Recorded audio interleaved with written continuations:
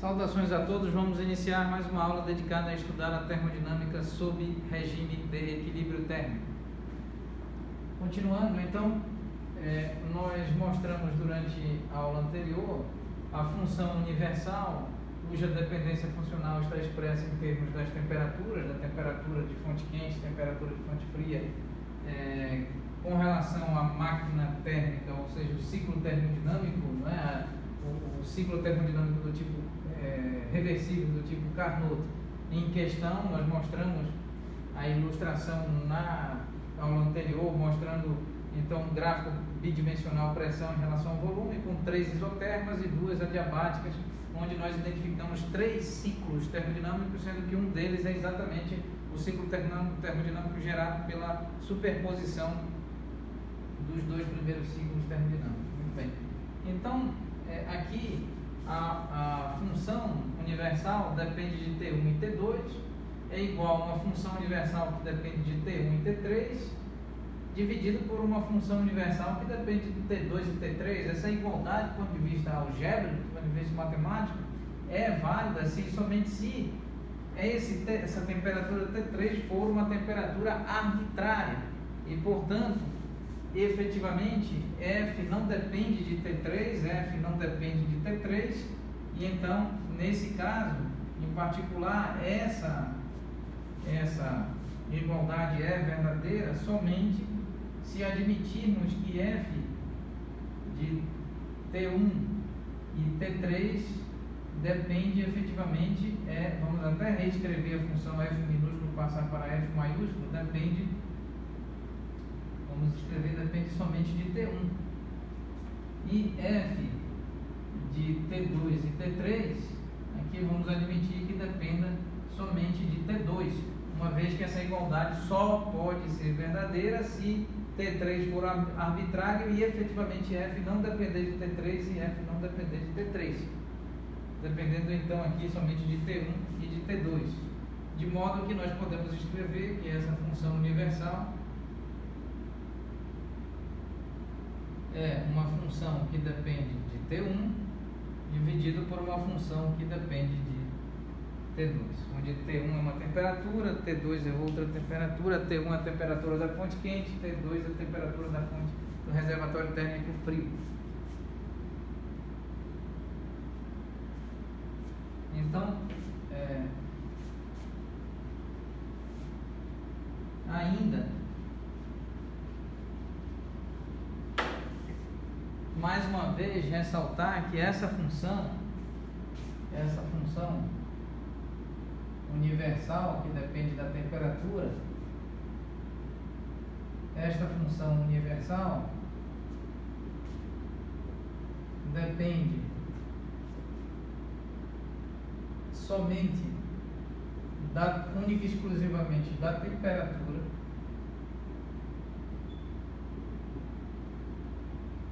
e, por consequência,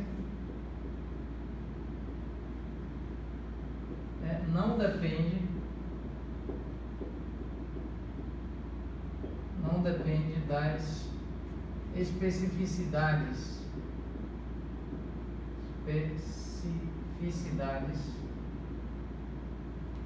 físicas e químicas do fluido termodinâmico principal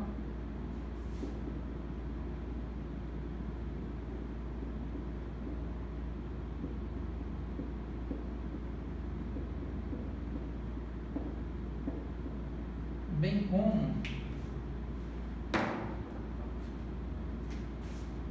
como não depende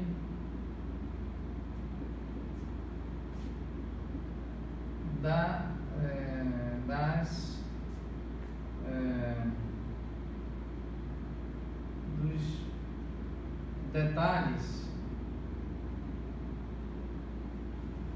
de construção e operação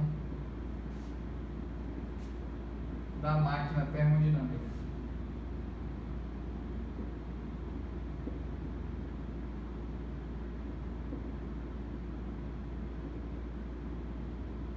Carnot. Muito bem, então, continuando, uma outra observação importante, aqui inspirada no livro de Sua Excelência, o eminente cientista, pesquisador e professor emérito, professor Moisés Hersh Moisés Nussenswein, em seu livro, em sua coleção Física Básica, volume 2, afirma que Kelvin, né, que o cientista Kelvin observou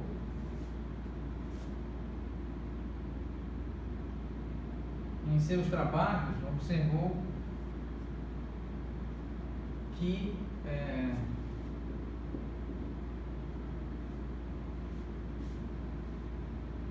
esta característica, né, observou que esta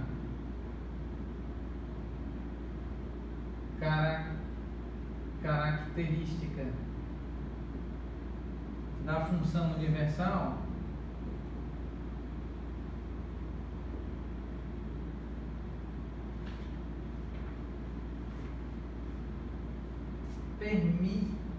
permitia ou permite, né?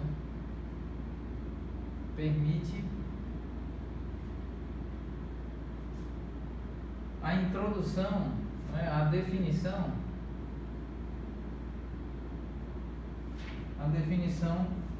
de uma escala termodinâmica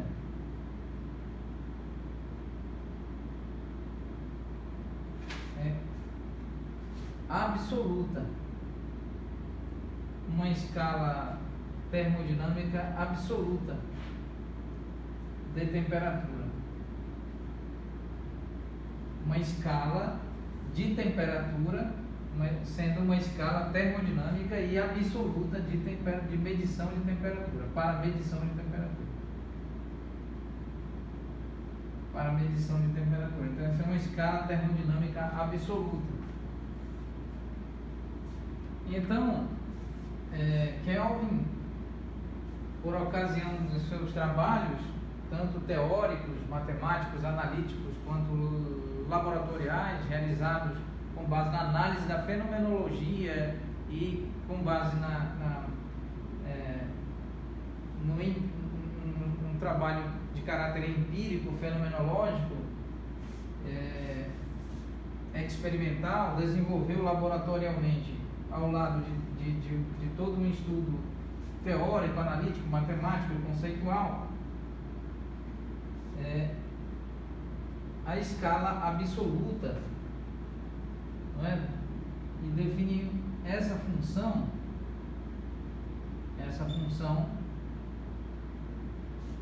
como essa função universal, aqui em questão, definiu essa função universal como sendo igual a t.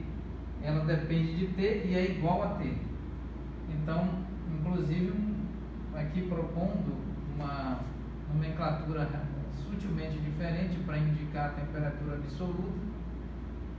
Então, com uma outra letra aqui, uma espécie de tau, de letra grega minúscula, denominada tau. Aqui. Então, Kelvin, ao longo, outrora, realizando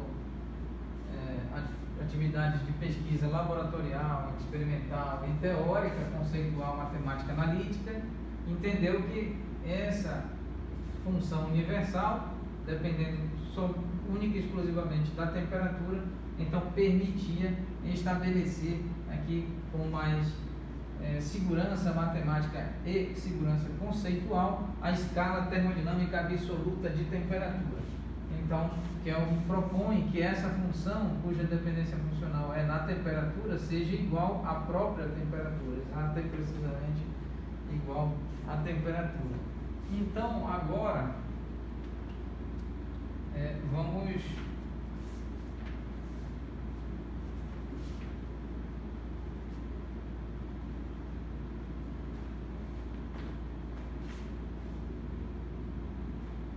Vamos analisar, aqui voltar para a expressão. Então nós temos f de T1, T2 igual a f de T1 dividido por f de T2. Então aqui, com base na proposição de Kelvin, nós podemos escrever isso como T1 dividido por T2.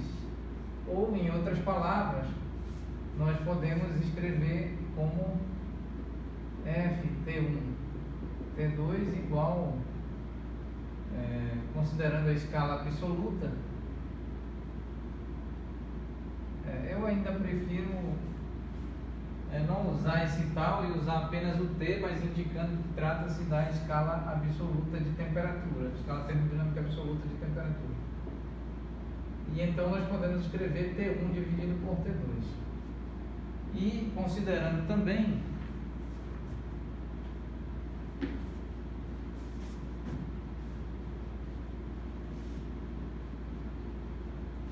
que nós mostramos inicialmente que essa função que depende de T1 e T2 poderia ser escrita como Q1 dividido por Q2, de modo que nós podemos escrever Q1 dividido por Q2 como T1 dividido por T2, ou seja, podemos substituir a quantidade de calor, ou seja, o fluxo de energia térmica, por temperatura nessa divisão.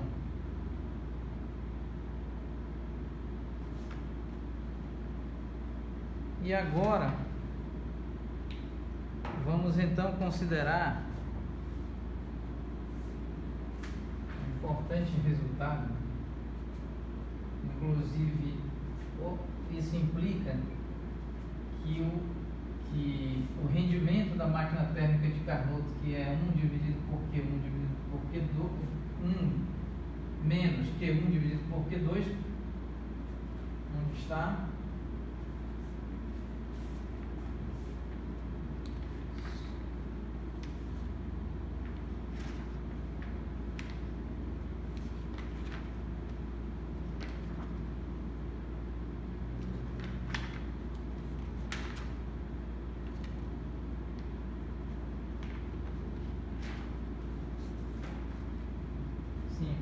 Então aqui o rendimento, voltando aqui para o rendimento é 1 menos Q2 dividido por Q1. Como Q1 dividido por Q2 é igual a T1 dividido por T2, não há dúvida, sem qualquer perda de generalidade, se Q1 dividido por Q2 é igual a T1 dividido por T2, isso implica logicamente que Q2 dividido por Q1 é igual a T2 dividido por T1. Então, por consequência, o rendimento é 1 menos Q2 dividido por Q1, que é igual a 1 menos T2 dividido por T1. O rendimento pode ser expresso dessa forma em termos das temperaturas.